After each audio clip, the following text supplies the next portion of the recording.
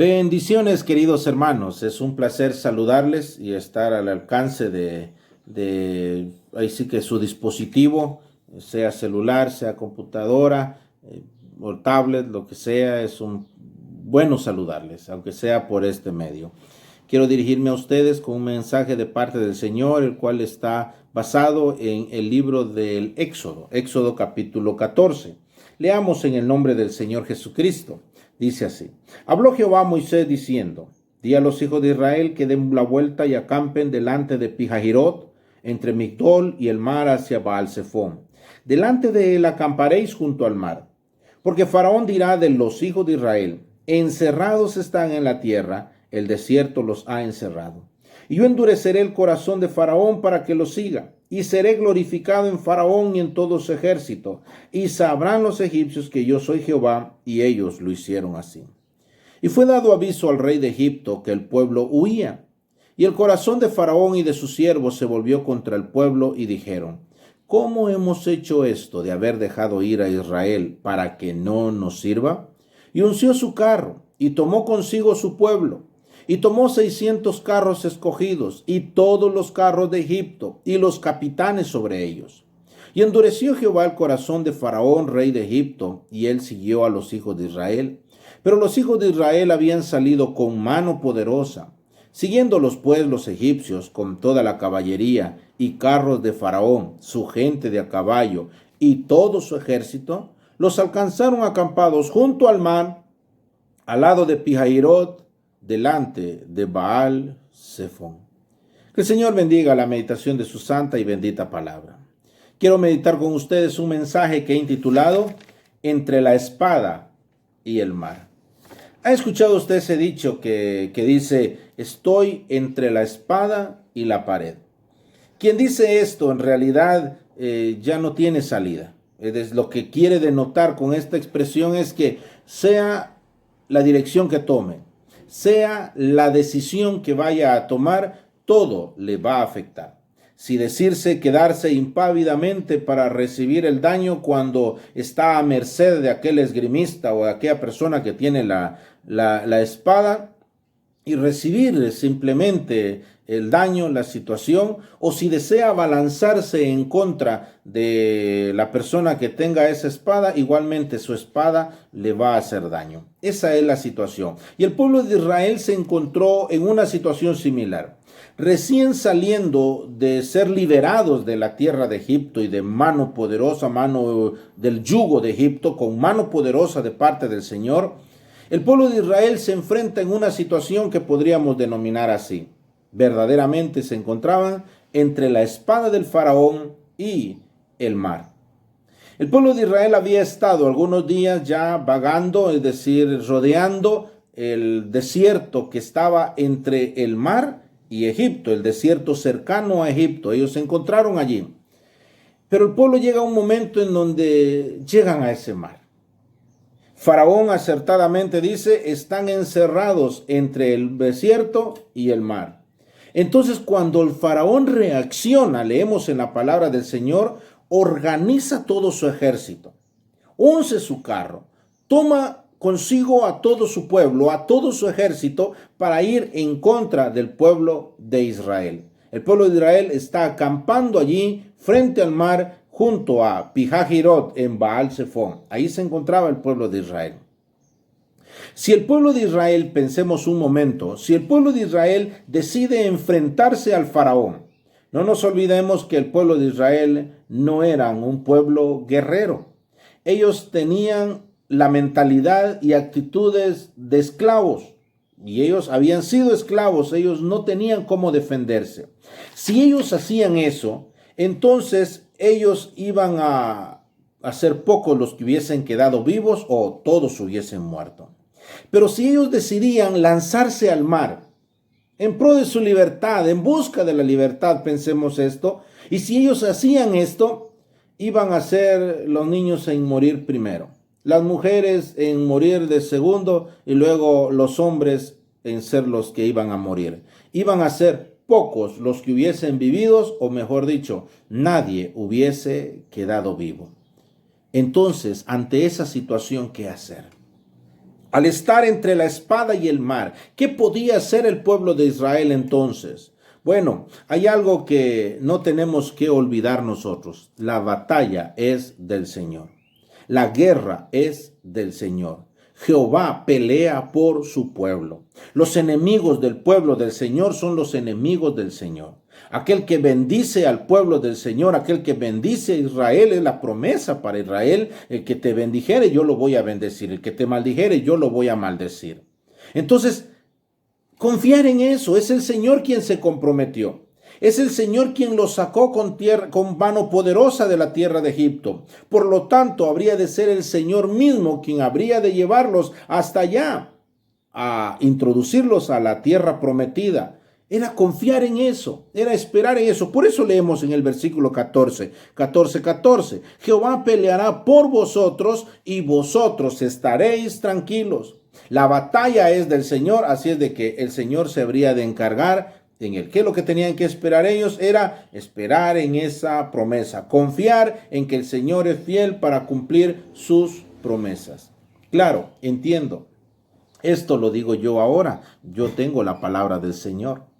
Yo puedo leer muchas promesas del Señor, pero estar en ese momento, en esa tensión, estar en esa situación tan terrible, desesperante, de qué hacer, no sabemos qué hacer, abrazar a los niños y esperar a ver qué es lo que va a suceder.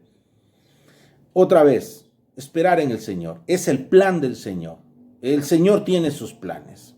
Permítame meditar en esta historia que tiene muy bonitas lecciones y preciosas lecciones para nosotros, cuanto más cuando estamos en una situación tal vez algunos ya de desesperanza o en cualquier situación de desesperanza. Dice la palabra del Señor, versículo 2. Di a los hijos de Israel que den la vuelta y acampen delante de Pijahirot, entre Migdol y el mar, hacia Baal-Zephón. Delante de él acamparéis junto al mar. Tengo que decirlo, lo dice la palabra del Señor. El Señor los llevó a esa situación. El Señor los llevó a ese lugar. El Señor mismo los llevó a ese lugar. Dice la palabra del Señor, di a los hijos de Israel que den la vuelta. Es el mismo Señor. Den la vuelta. Por así decirlo, piensen esto. El pueblo de Israel iba en esta dirección, o estaba en esta dirección, y el Señor les dice, no. Cambio de dirección, cambio de ruta. Den la vuelta y vamos para este lado, para acá. ¿Por qué el Señor les hace ese cambio de ruta? Es decir, ¿por qué el Señor los lleva precisamente a esa dirección? Bueno, leemos en el capítulo 13, versículo 17. Y luego que Faraón dejó ir al pueblo, Dios no los llevó por el camino de la tierra de los filisteos, que estaba cerca, porque dijo Dios, para que no se arrepienta el pueblo cuando vea la guerra y se vuelva a Egipto. ¿Se da cuenta? Y luego que Faraón dejó ir al pueblo, Dios no los llevó por el camino de la tierra de los filisteos. Es bastante extraño esto. Ahí sí que un extraño e inexplicable cambio de ruta que les hace el Señor. ¿Por qué el Señor no los llevó por esa tierra? Claramente dice que está cerca. Si mucho les hubiese llevado tal vez un mes para llegar a la tierra prometida. Estaba más cercano por ese lugar. Pero el Señor decide llevarlos por otra ruta, por otro lugar. Ahora, el Señor tiene razones. El Señor conoce los corazones. Sabe el Señor que el corazón del hombre es así, es cambiante. Es muy emocional el hombre, es cambiante el ser humano. Y el pueblo de Israel así estaba. Dice, para que no se arrepienta el pueblo cuando vea la guerra y se vuelva a Egipto. El Señor sabía que había de haber guerra.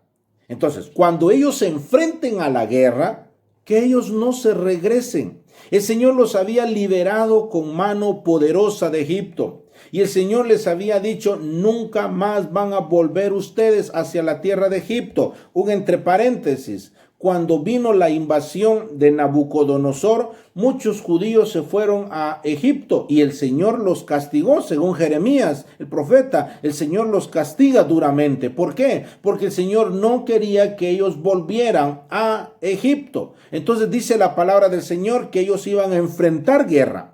Pero para que no se decepcionasen ellos en medio de la guerra y se regresen por esa mentalidad que todavía tenían como esclavos, entonces el Señor decide llevarlos por otro lado. ¿Qué hace el Señor entonces? Versículo 18. Mas hizo Dios que el pueblo rodease por el camino del desierto del Mar Rojo, y subieron los hijos de Israel de Egipto armados. Dicho sea de paso también, en este versículo 18 leemos que ellos subieron armados. La palabra hebrea que se traduce aquí por armados nos denota la idea de 5, 50, 500, 15, así, es decir, en grupo.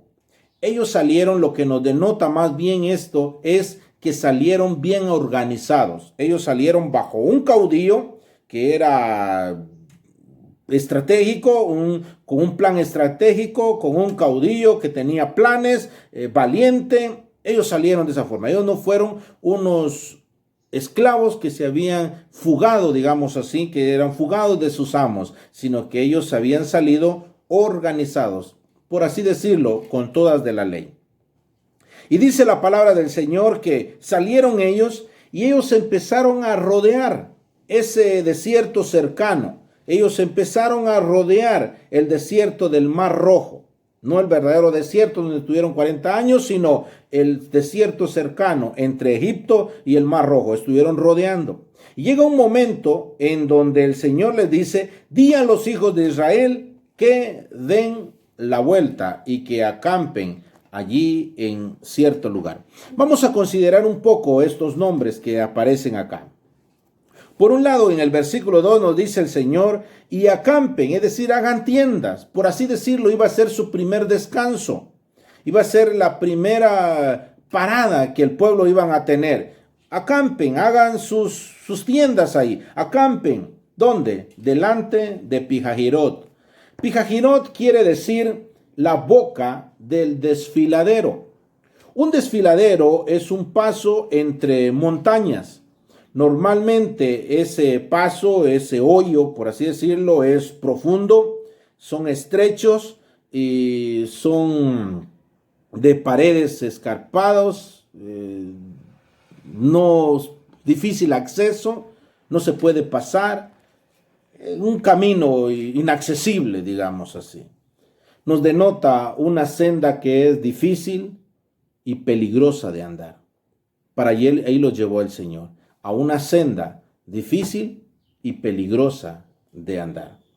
Dice la palabra del Señor también que el Señor lo llevó entre Migdol. Migdol significa fortaleza. Los egipcios, probablemente debido a la situación escabrosa, la situación de difícil acceso y por estar cercano al mar, ellos erigieron allí fortalezas. Y no era una fortaleza para Israel. Era una fortaleza precisamente para los egipcios. No cabe duda que los israelitas no habrían de usar esas fortalezas a su favor porque eran de sus enemigos. Leemos en la palabra del Señor, mis amados hermanos, que nuestro camino puede ser escabroso. Nuestro camino puede ser de difícil acceso. Nuestro camino puede ser muy peligroso incluso. Nuestro camino en esta vida, los nacidos de nuevo en esta vida, en este mundo, lleno de peligros, los peligros del pecado, los peligros de la falsa doctrina, los peligros de las infidelidades a Dios, nuestra misma carne. Estos peligros es una senda escabrosa.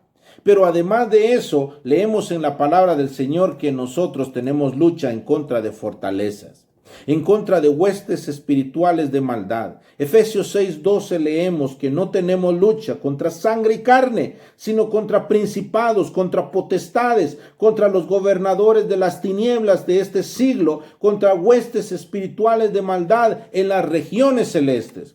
Hay fortalezas que el enemigo ha levantado y no vamos a usarla a nuestro favor porque es de nuestros enemigos. Son fortalezas que están allí erigidas y para allá los llevó el Señor. Dice también la palabra del Señor que los llevó entre Migdal y el mar. El mar puede significar un peligro de muerte. También puede significar la soberbia del hombre. También puede significar los pueblos, según Apocalipsis 17:15, los pueblos, la muchedumbre, las naciones, las lenguas, organizados en contra de Dios, liderados por un rey que pelea en contra del pueblo del Señor. Se refiere y puede referirse a las corrientes políticas de este mundo, decisiones, filosofías, todo eso no organizado, lo tumultuoso del mar. Lo tumultuoso del mar nos puede hace referencia al mar, y para allá los llevó el Señor. El Señor entonces los lleva a Pijahirot. Pijahirot se refiere a un lugar escabroso de difícil acceso, difícil de caminar. Los lleva a Migdol, a una lucha contra fortalezas. Los lleva al mar, a un grupo no organizado con ideas, filosofías, y en contra de eso tenemos nosotros guerra. Y dice la palabra del Señor que el Señor los lleva a Baal Zephón. Baal Zephón es un lugar, no cabe duda, por este versículo es un lugar, pero también es un nombre de un dios. ¿Qué es lo que pasaba? En aquellos tiempos las personas bautizaban o nombraban el nombre de sus ciudades con el nombre de su dios. Hoy se diría con su santo patrono. Como que esa costumbre no ha cambiado.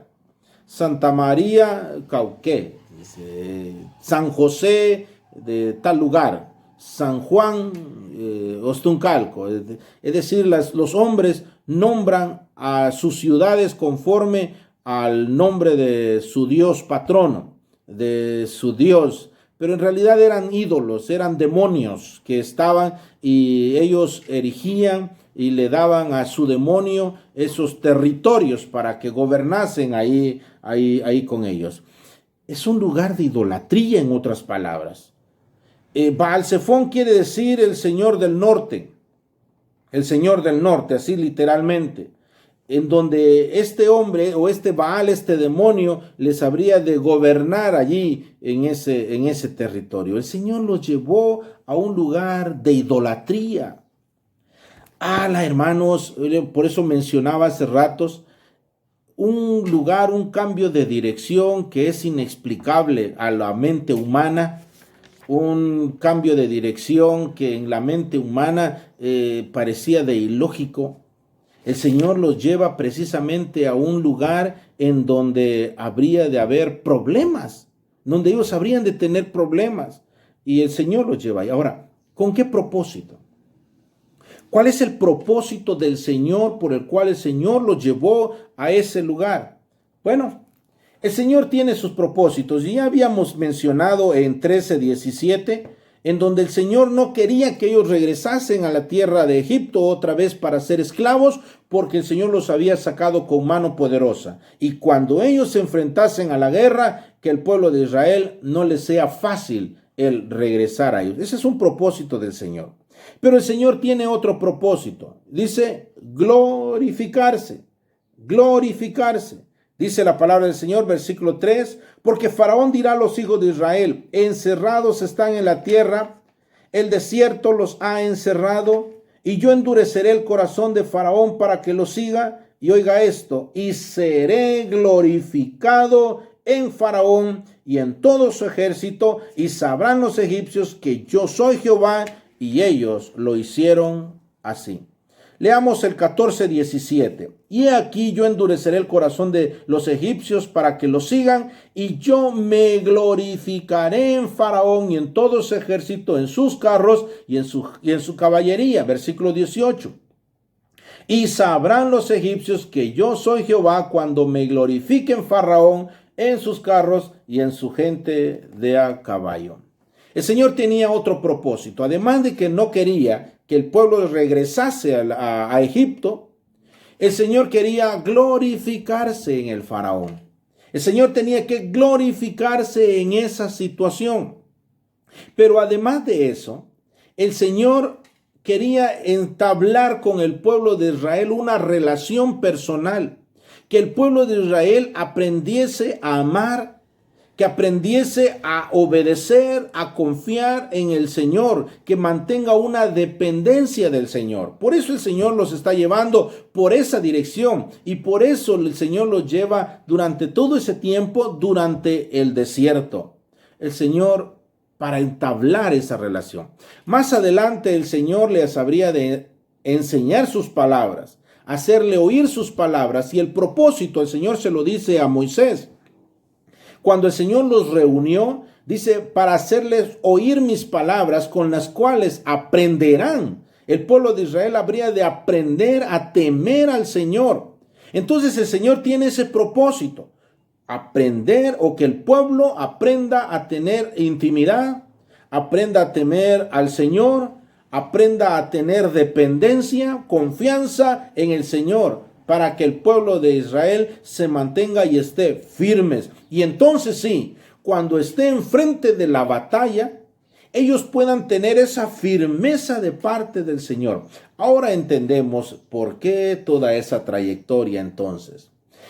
El Señor eso quería, que ellos aprendan a tener esa dependencia del Señor, que en el momento de necesidad, ahí está el Señor para proveerles.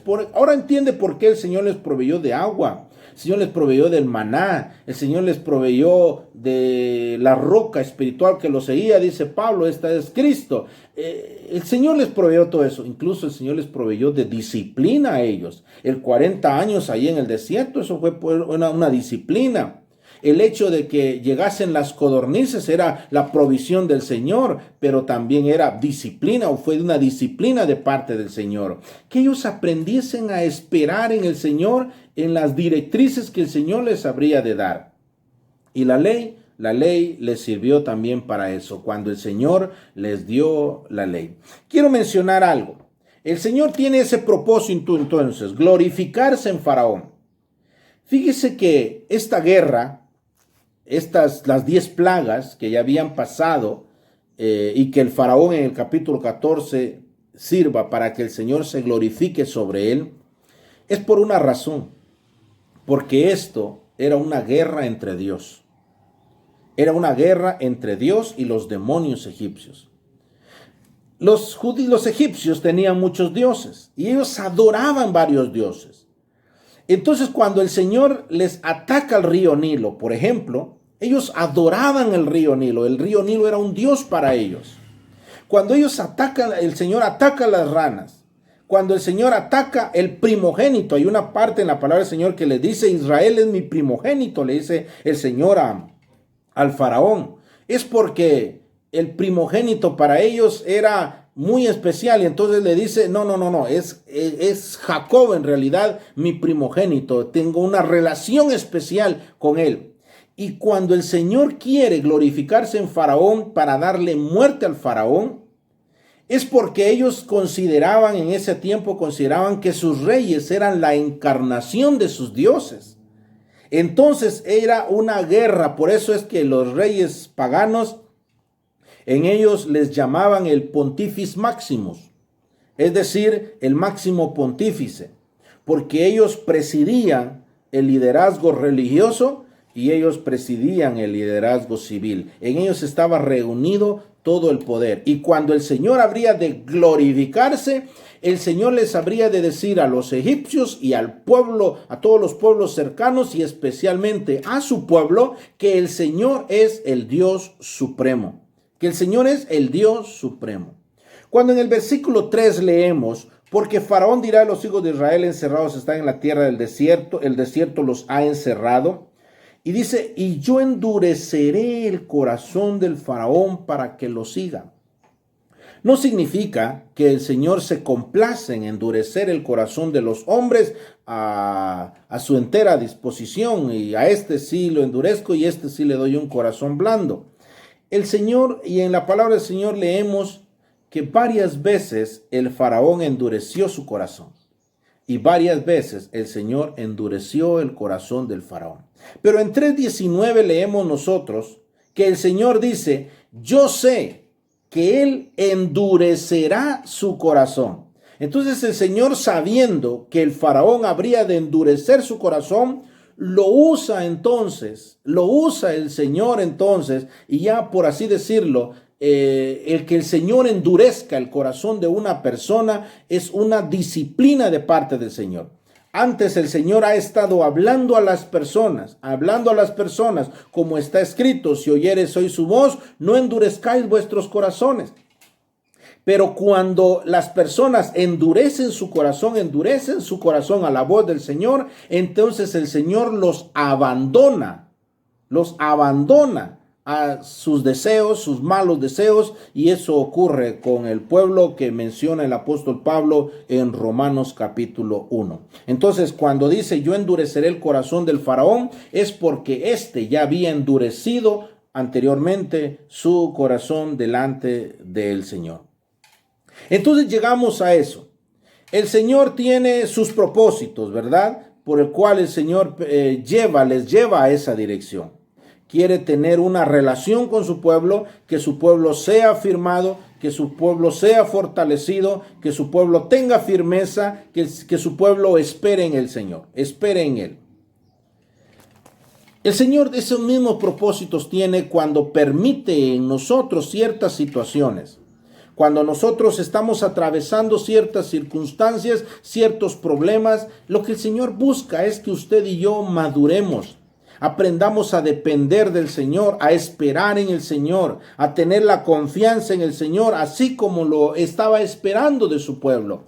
Por favor, le quiero leer en el apóstol Pedro, la epístola del apóstol Pedro, la primera epístola, capítulo 5, el versículo 10 leemos: mas el Dios de toda gracia, que nos llamó a su gloria eterna en Jesucristo. Oiga esto: después que hayáis padecido un poco de tiempo, después de cierta circunstancia adversa a nuestra vida, que nos haga llorar, nos haga preocuparnos, nos desespere a nosotros, entremos en esa desesperanza. Después que hayáis padecido un poco de tiempo, oiga esto: Él mismo os perfeccione, afirme, fortalezca y establezca. A Él sea la gloria y el imperio por los siglos de los siglos. Amén. Uno de los propósitos entonces por los cuales el Señor a nosotros nos permite ciertas situaciones es para darnos fortaleza, darnos firmeza, para establecernos a nosotros, así como ocurrió con el pueblo de Israel.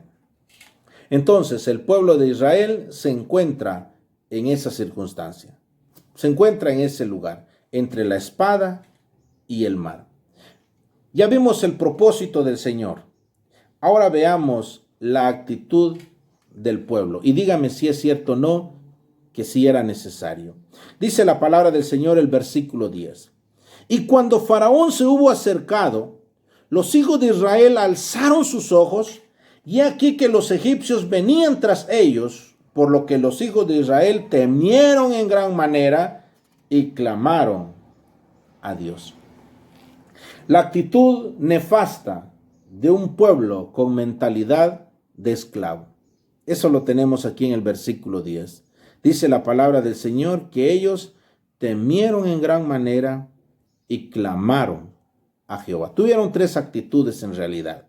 Temieron, clamaron, y la otra está en el versículo 11 que confirma la palabra clamaron a Jehová. Temieron. El temor, por así decirlo, es muy humano. El temor es normal en el ser humano. El humano teme a las circunstancias, teme al futuro, teme al pasado, teme al presente. El ser humano teme. Es una actitud muy humana. Es una actitud normal en el ser humano. Hay situaciones que son reales y hay situaciones que no son reales. Tal vez la mayoría de situaciones por las cuales el hombre teme no son reales. Si las situaciones son reales, pues entonces tómenlas, enfréntenlas y luchen contra de las situaciones para solucionar esa situación. Y si son irreales, pues es por qué preocuparse. Pero todos tenemos temor. Permítame darle una anécdota que me ocurrió cuando era niño. Mi abuelo, yo soy originario del rodeo San Marcos, y mi abuelo le había dado a unos hermanos que no tenían donde vivir y le dieron un lugar donde construir su casita dentro del terreno, pero estaba casi en medio del terreno. En esa ocasión fue un día de culto. Los hermanos tenían sus hijos y yo me llevaba bien con ellos, con estos niños. Y entonces yo era niño en ese tiempo. Los hermanos llegaron al culto y mi mami le hizo una petición a la hermana Sarita, le hizo una petición y me dice: Eric, vaya a traerlo. Imagínese usted, eran tipo 9 de la noche tal vez. Y como iba con los hijos de ellos, pues íbamos jugando, ahí platicando, íbamos felices. Cuando me entregaron lo que le encargo y cuando iba a salir, iba de regreso, ese era el problema, porque estaba solo me encontraba yo. Cuando iba, pues otra vez iban todas las personas y nos íbamos riendo de regreso. Pero regresarme, van a decir, ya tan grande y tiene miedo. Bueno, tendría unos mis 8 años tal vez. El asunto es que empecé a caminar en medio del terreno, del cafetal. Empecé a caminar y empiezo a correr porque empecé a escuchar pasos detrás de mí. Empecé a escuchar pasos. Dice que como dijeron los discípulos, un fantasma, un fantasma. Y empecé a correr y a correr y a correr. Cuando ya, mejor dicho, cuando ya estaba miré que ya estaba algo cerca, yo empecé a correr y pegué el grito. Y salieron todos los de la casa, fueron a ver, ¿y qué tiene? Y yo llorando no podía hablar. Cuando van viendo, en mi pantalón se había pegado una rama. Y esa rama iba jalando toda la hojarasca que estaba allí, y eso hacía como que alguien arrastraba los pies detrás de mí. Muchas veces las situaciones que tratan de darnos temor, miedo, pues no sean ciertas, como en esta ocasión, y todos muriéndose de la risa debido a mí, y yo recuperándome del susto. No está de más de que me jalaron las orejas, me hicieron llorar por aquella situación que dicen que le tienen que pegar a uno para que uno no se hinche por el miedo, etc. Es así, el pueblo de Israel se encontró en una situación así. Ellos estaban, dice la palabra del Señor, temieron, y dice la palabra, en gran manera. Ellos llegaron a tener un temor en gran manera. Esos temores son los que el Señor condena cuando el Señor les dice: hombres de poca fe, ¿por qué temisteis? Porque el temor es lo contrario a la fe. El temor es el mandamiento. Ahí sí que no temáis es el mandamiento negativo al mandamiento positivo de confiar, de esperar en el Señor. Cuando nosotros tenemos miedo a Satanás, miedo a los demonios, miedo a la política, es decir, las decisiones que van a tomar, miedo a la economía mundial, cuando nosotros andamos en esa zozobra, cuando nosotros nos encontramos en esa zozobra, en esas situaciones, nosotros le estamos diciendo al Señor: el Señor no puede guardarme, el Señor no cumple sus promesas, el Señor falla. Cuando nosotros tememos, y eso es lo que Satanás busca, que nosotros tengamos temor, pero el temor malsano. El temor bien enfocado es el temor que está puesto en el Señor, que es producido por su palabra. Cuando nosotros tememos al carácter, a la persona, a lo que el Señor es, porque Él es santo, Él reacciona en contra del pecado. Ese temor es el bueno. Entonces dice la palabra del Señor que ellos temieron en gran manera. Y luego dice: y clamaron a Jehová.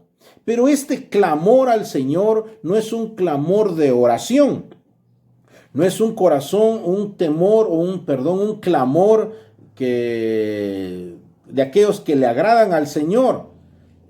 En realidad fue un clamor con murmuración. La palabra que se traduce aquí como clamar al Señor en el hebreo es dar un grito desgarrador, es clamar y es quejarse. No es como el de Proverbios 15:8, leemos la palabra del Señor. El sacrificio de los impíos es abominación a Jehová. Oiga esto, mas la oración de los rectos es su gozo. Este no es un clamor de oración, este es un clamor de queja. Y eso nos lo atestigua el versículo 11. Dice la palabra del Señor: y dijeron a Moisés, ¿no había sepulcros en Egipto que nos has sacado para que muramos en el desierto? ¿Por qué has hecho así con nosotros, que nos has sacado de Egipto? ¿No es esto lo que te hablábamos en Egipto, diciendo, déjanos servir a los egipcios, porque mejor nos fuera servir a los egipcios que morir nosotros en el desierto? ¿Se da cuenta usted que era una murmuración que ellos tenían? Era una queja que ellos tenían. No fue un temor bien sano, puesto en el Señor por sus atributos, sino era un temor porque estaban viendo la espada del faraón. Ellos clamaron al Señor, pero ellos clamaron en una actitud de queja. Quiero señalar esto. Ellos preferían una sepultura como esclavos que morir en su libertad. Ellos preferían un sepulcro seguro allá en Egipto que morir hacia la libertad. Veamos la actitud de Moisés, la mejor actitud de Moisés. Y Moisés dijo al pueblo, cuando ellos estaban así temerosos, dice, no temáis, estad firmes y ved la salvación que Jehová hará hoy con vosotros, porque los egipcios que hoy habéis visto, nunca más para siempre los veréis. Está bien como humanos tener temor a ciertas circunstancias, está bien. En el caso que le ejemplificaba hace ratos que ocurrió con mi vida, no era cierto. Lo malo es cuando esos temores nos llevan a hacer cosas malas. Lo malo es cuando nosotros nos mantenemos en esos temores malsanos, cuando tememos más a las circunstancias, tememos más a Satanás, cuando tememos más y olvidamos la provisión del Señor, la seguridad del Señor. Entre paréntesis, con esto no estoy diciendo que seamos imprudentes, no, mantengamos todo tipo de prudencia. Pero cuando nosotros tenemos esa actitud, pero nosotros no fluimos o no nos vamos y no nos lleva, mejor dicho, hacia el Señor. Dice la palabra del Señor que Moisés le dice al pueblo, no temáis. En otras palabras, hace rato le había dicho que no temáis o no temer es el mandato negativo al mandato positivo de temer, de confiar, de esperar en el Señor. Entonces el Señor le dice al pueblo y Moisés le dice al pueblo, no temáis. Es decir, confiad, esperad en el Señor. Son sus promesas, es su batalla, es su guerra y el Señor nos va a llevar con mano poderosa. Si Él lo prometió, porque Él no es hombre para que mienta, ni hijo de hombre para que se arrepienta. Entonces, si Él lo prometió, Él lo va a hacer por ustedes. Estad firmes. Estar firmes es afianzarse. Estar firme es enraizarse, estar arraigado, es estar cimentado, es estar inamovible. ¿Pero inamovible de qué? Si le está diciendo, no temáis a las circunstancias, no temáis al faraón, no temáis a su espada, no teman, entonces ustedes afiáncense, agárrense.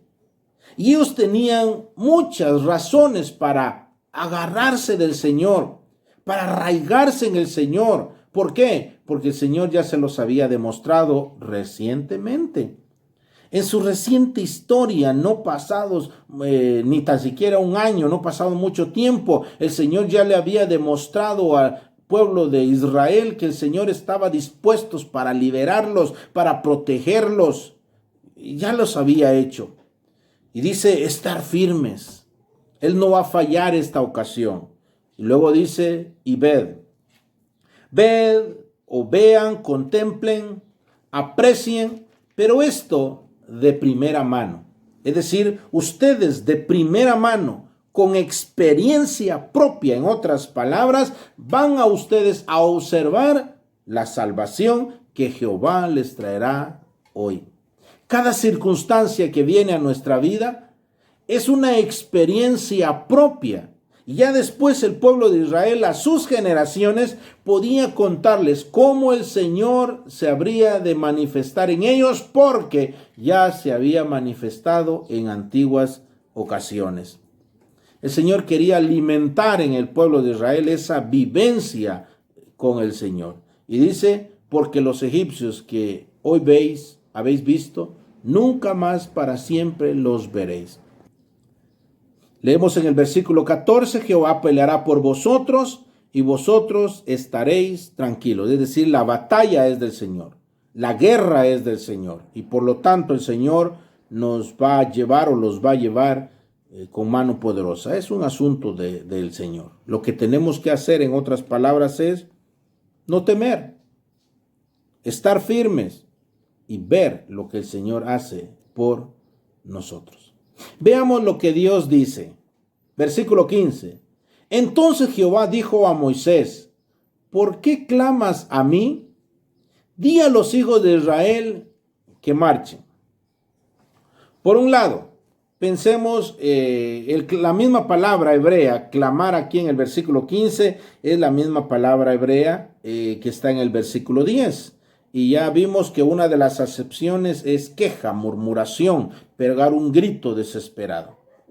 Entonces, si eso hace, es decir, el Señor hace uso de ese versículo, es decir, lo relaciona con el versículo 10, entonces el Señor le dice, ¿por qué murmuran?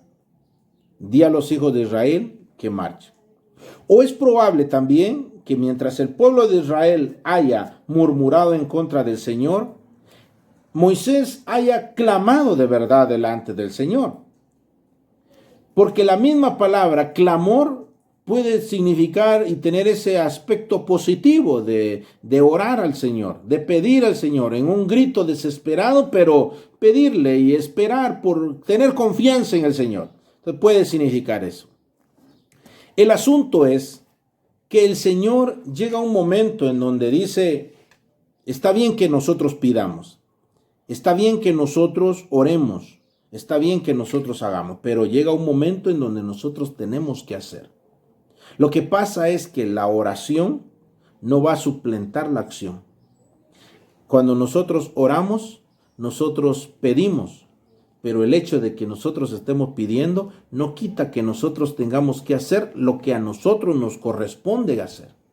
Al Señor le corresponde hacer, o el Señor hace lo que a Él le corresponde hacer, y a nosotros nos corresponde hacer otra cosa. Eso está en la palabra del Señor en varios pasajes. Cuando, por ejemplo, el Señor dice, pedid y se os dará, buscad y hallaréis. Nosotros tenemos que pedir y el Señor le toca dar. Nosotros tenemos que buscar y vamos a encontrar nosotros. Lo mismo, es el mismo principio que quiero recalcar aquí en ese otro aspecto. ¿Por qué clamas a mí? Está bien orar, pero llega un momento en donde tienes que actuar. Di a los hijos de Israel que marchen. Pareciera que hubiera una contradicción, pareciera, entre el mandamiento del versículo 13, cuando dice, estad firmes, y el versículo 15, que dice, marchen. Porque por un lado, estar firme, y por otro lado, pues, marchen, acción y movimiento. Lo que pasa es que el estar firme no es inamovilidad, en el sentido físico. Es inamovilidad en su confianza, en su esperanza. Es eso, inamovible de las circunstancias. Están las circunstancias pasando y yo estoy siempre firme, arraigado. Mi fe está firme en el Señor. Pero marchar nos denota ese progreso, nos denota ese aumento, ese crecimiento. Y en cuanto al pueblo de Israel, el marchar era ponerse en pie de batalla, ponerse en pie de peregrino, mejor dicho, tal vez no de batalla, en pie de peregrino. La palabra hebrea, que se traduce como marchen, significa levantar las tiendas, levantar estacas. ¿Se recuerda usted que ellos habían acampado frente a Pijajirot, enfrente del mar, allá frente a Baal-Zephón. Ellos habían acampado en ese lugar, acampado. Entonces cuando dice marchen, es decir, ellos iban a evidenciar su fe, evidencien su fe, su dependencia de mí, que me tienen confianza, ustedes se evidencien levantando sus cositas, levantando sus arpas, levantándolo, levanten eso ustedes. Por eso le dice, marchen. Queridos hermanos, nosotros, dice la palabra del Señor, que somos peregrinos. Nosotros somos peregrinos. Es necesario que nosotros estemos firmes, inamovibles de nuestra fe, pero es necesario que nosotros le evidenciemos. ¿Pero cómo? Levantando nuestras tiendas, porque no somos de acá. No conformarnos a este siglo. No conformarnos al viejo hombre que está viciado con sus hechos, sino revestidos del nuevo hombre, el cual conforme a la imagen del que lo creó, se va renovando hasta el conocimiento pleno. No conformarnos, tenemos que marchar. Y la mejor evidencia de nuestro peregrinar, la mejor evidencia de que tenemos fe, la mejor evidencia es que nosotros no nos conformamos a este mundo. Y luego le da mandamiento el Señor a Moisés. Y tú, alza tu vara y extiende tu mano sobre el mar y divídelo. Y entren los hijos de Israel por en medio del mar en seco. Ahí estaba la solución. Ahí estaba la solución. ¿Dónde? Estaba cerrado todavía el mar. No, la solución estaba en esperar en el Señor. Confiar, no temer a la espada del faraón. Esperar, estar firme. Contemplar que el Señor habría de hacer algo, que era la guerra del Señor. Estaba en levantar sus carpas, en marchar. Estaba en eso. Y el Señor les iba a dar el lugar por donde ellos habrían de pasar. A propósito, en medio de todo eso, ¿dónde estaba Dios? En medio viene el pueblo de Egipto, Faraón y los egipcios, y el pueblo de Israel y el mar. ¿Dónde estaba Dios? Dios estaba en su trono de gracia hasta allá, como un ente cósmico, aislado, no quería meterse. Lo dice la palabra del Señor. He aquí, versículo 17, yo endureceré el corazón de los egipcios para que los siga, y yo me glorificaré en Faraón, en todo su ejército, en sus carros y en su caballería. Y sabrán los egipcios que yo soy Jehová cuando me glorifique en Faraón, en sus carros y en su gente de a caballo. Ahí estaba Dios, enfrente de su pueblo. El Señor no estaba abandonando a su pueblo. El Señor estaba enfrente de su pueblo, enfrente de los suyos, capitaneándolos. Como dice la palabra del Señor, que Él es el príncipe de la guerra. Es el Jehová, el fuerte y valiente. Él es el poderoso en batalla. Él es el que no ha sufrido ninguna derrota. Él estaba enfrente de su pueblo, peleando por ellos. Pero ocurre algo. Mire el versículo 19. Y el ángel de Dios que iba delante del campamento de Israel. El ángel de Dios o el ángel de Jehová es una teofanía del Señor Jesucristo. Una manifestación en carne antes de que el Señor se manifieste de manera preencarnada, es decir, una manifestación, mejor dicho, del Señor Jesucristo. Entonces, el ángel de Jehová o el ángel de Dios que iba delante del campamento de Israel se apartó, ya no iba adelante. Pero qué irresponsable. No. Mire, se apartó e iba en pos de ellos. Es decir, el ángel iba acá enfrente y se pasa atrás. Luego sigue diciendo, y asimismo la columna de nube, una figura del Espíritu Santo que iba delante de ellos, también se aparta. Otro irresponsable. No, dice, y se puso a sus espaldas. ¿Por qué? ¿Cuál era el propósito? Para protegerlos.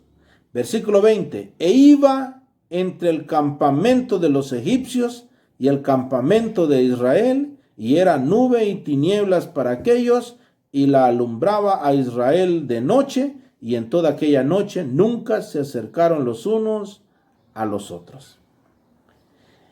El ángel de Jehová y la columna se pasan para atrás, Para Israel era columna de fuego para que les alumbrase y caminase, pero para los egipcios era esa columna de oscuridad y ellos no podían observar nada. De tal manera que en toda esa noche no se acercaron los egipcios al pueblo de Israel. Y mire la palabra del Señor. Entonces los hijos de Israel entraron por el medio del mar en seco, teniendo las aguas como muro a su derecha y a su izquierda. Y siguiéndolo los egipcios, entraron tras ellos hasta la mitad del mar, toda la caballería de Egipto, sus carros y su gente de a caballo. ¿Dónde estaba Dios? Aconteció a la vigilia de la mañana que Jehová miró el campamento de los egipcios desde la columna de fuego y nube y trastornó el campamento de los egipcios. Alguien dijo en una ocasión: yo tengo 3 guardaespaldas, el Padre, el Hijo y el Espíritu Santo.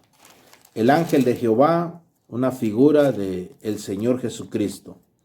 La columna, una figura del Espíritu Santo.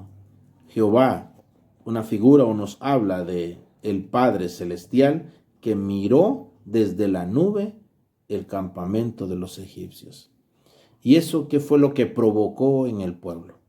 Lo que provocó en el pueblo lo tenemos en el versículo 31 y 15:1. Leemos: y vio Israel aquel grande hecho que Jehová ejecutó contra los egipcios, y el pueblo temió a Jehová, y creyeron a Jehová y a Moisés su siervo. Versículo 15, capítulo 15, versículo 1. Entonces cantó Moisés y los hijos de Israel este cántico a Jehová, y dijeron: cantaré yo a Jehová, porque se ha magnificado grandemente, ha echado en el mar al caballo y al jinete. Jehová es mi fortaleza y mi cántico, y ha sido mi salvación. 3 cosas provocó en el pueblo. Una, el pueblo temió. Pero ¿cómo? ¿No estaban temiendo ellos ya? Sí, estaban temiendo, pero estaban temiendo al faraón. Estaban temiendo a la espada. Estaban temiendo a Satanás. Estaban temiendo al enemigo de Dios. En cambio acá están temiendo a Dios. Un temor bien sano. Un temor a su santidad. Un temor a su poder. Un temor a su persona. Un temor que nos denota, si bien es cierto, es un estado de delicadeza porque Él es delicado, es Dios celoso, pero también de confianza porque Dios es misericordioso, Dios es amoroso. Un pueblo que temió a Jehová y creyeron a Jehová, creyeron a sus palabras, creyeron a Moisés su siervo, creyeron a Él. Y luego ellos cantaron. Eso es lo que el Señor quiere de nosotros. Cuando pase toda esta situación y aprendamos a convivir con este virus, cuando pase toda esta situación, ¿cuántos iremos a regresar? ¿Cuántos iremos a estar firmes? ¿Cuántos iremos a congregarnos? Volveremos a congregarnos con nuestros hermanos. Ya no por aquello de que ya no aguanto estar más encerrado, ya no por eso, sino porque anhelamos estar en la presencia del Señor, en congregación con los hermanos, reunidos como un solo hombre para alabar y bendecir el nombre del Señor. Pero los que quedemos, pero los que regresemos porque tememos al Señor, porque amamos al Señor, dependemos del Señor, esperamos en el Señor, porque le creemos a Él, le creemos a su palabra y porque necesitamos alabar y bendecir su nombre. Dios quiera que esto se produzca en mí. Dios quiera que esto se produzca en usted. Bendiciones, queridos hermanos, que el Señor les siga bendiciendo. Amén.